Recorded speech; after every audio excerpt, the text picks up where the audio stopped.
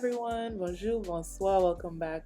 This is a quick retwist video. I won't be talking too much in this video because it's pretty much self-explanatory, but pretty much this is our client. These are same day locks that Monica did on him, and this is about his second maintenance, I believe. So I'm using the deep cleansing moringa and the shampoo brush, which you guys can find in my Etsy store.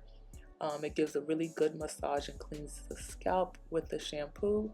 And I'm using my oil that will be coming out next year to oil his scalp. And now we're going in with a little gel, very minimal gel, to do his retwist. He is one of our clients that prefers gel.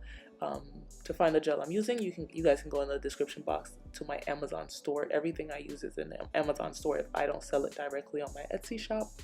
So pretty much he's getting 2 strand twists today, and he has an undercut, so we're being mindful not to pull hair from the undercut and keep his parts clean.